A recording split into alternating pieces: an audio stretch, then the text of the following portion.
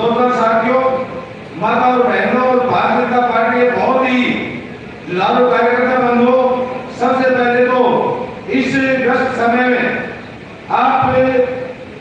Telephone के समाचार के माध्यम से ही आप लोग इतनी संख्या में यहाँ पर सांसद जी के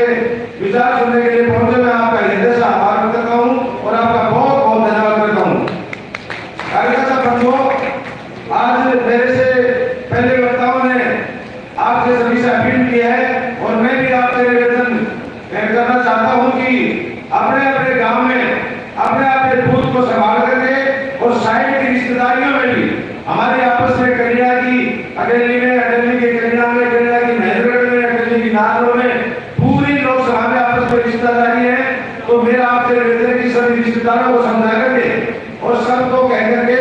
मानने यहाँ से काम करें। मेरा तो आपसे ये निवेदन है और मेरा आप सभी लोगों से मेरी कृतज्ञ प्रार्थना है कि कई लोग, जिन लोगों को कुछ समाज से मतलब नहीं, कोई पार्टी से मतलब नहीं, कोई देश प्रदेश से मतलब नहीं, वो लोग गांव में कुछ कह देते हैं धर्मवीर जी गांव में आए नहीं। तो मैं इस मंच के माध्यम से सभी कार्यकर्ता बंधुओं को मैं धर्मवीर जी के बारे में बताना चाहता हूँ कि लोकसभा में जितने भी इनको जो ग्रांट मिलती है तो सबसे अधिक अगर इस हरियाणा में किसी ने बांटे है तो चौधरी धर्मवीर सिंह जी ने वो ग्रांट को बांटा है। और माननीय मुख्यमंत्री जी ने अपने आप ही, मुख्यमंत्री जी सिरसा से जनसंवाद के कार्यक्रम शुरू किए थे और उसके बाद में सभी लोकसभा के हमारे जो सदस्य हैं, हमारे जो सेंटर के जो मंत्री हैं, उन सभी को अपने अपने हलकों में जनसंवाद कार्यक्रम करने के लिए भेजा था। तो मुझे बड़ी खुशी होती है बताने में कि हमारे जो लोकसभा के हमारे एमपी साहब हैं, इन्होंने हरियाणा में अपने क्षेत्र में सबसे अधिक गांव में जनसंवाद के कार्यक्रम करने वाले हरियाणा के पहले लोकसभा के हमारे है। तो मैं बहुत कुछ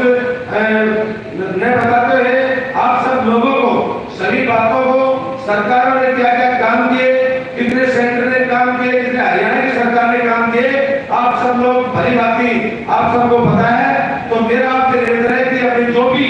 जिसकी भी जो समझ में आए, सेंटर की चाहे कोई उपलब्धि है, चाहे हरियाणा सरकार की कोई उपलब्धि है, प्रत्येक जगह बैठो वही अपनी उपलब्धियां बताते रहे, लोगों को समझाएं और चौधरी धर्मवीर सिंह जी को भारी बहुमत से यहाँ से जिता कर भेजे। और मैं आप लोगों को मैं बताना चाहूंगा कि हमारी जो केंद्र की सरकार है, कार्यकर्ता बंधुओं, 2013 में जो कांग्रेस की सरकार थी, उस समय आप हमारे इस क्षेत्र में बहुत से फौजी हैं, उनसे एक बार पता करो, सभी एम्युनिशन डिपो, पूरे देश के सभी एम्युनिशन डिपो में कोई भी हथियार, कोई बारूद, कोई जो भी लड़ाई लड़ने के लिए जो भी मेडल चाहता है वो सब खत्म था। अगर कोई छोटा सा भी देश अगर 2013 में अगर कोई लड़ाई कर देता तो हमारे सैनिक एक सप्ताह में हथियार डालकर खड़े हो जाते, क्योंकि उनके पास कोई भी लड़ाई लड़ने के लिए ना कोई हथियार थे, ना कोई गोल्ड गोला और बारूद थी। और आज के दिन सभी एम्युनिशन डिपो लबालब सब हथियारों के भरे हुए हैं और हमारे प्रधानमंत्री जी दूसरे देशों को आज हथियार सप्लाई कर रहे हैं। बड़ी खुशी की बात है। और इसी के साथ में मैं जो उपलब्धि में बता रहा हूँ बिल्कुल ठीक बता रहा हूँ। मेरा कार्यकर्ता बंधुओं से मेरा निवेदन है कि ताली बजा करके प्रधानमंत्री जी का आप लोग द्वारा स्वागत कर रही है। उसके बाद में सुरक्षा और उसके बाद में स्वास्थ्य,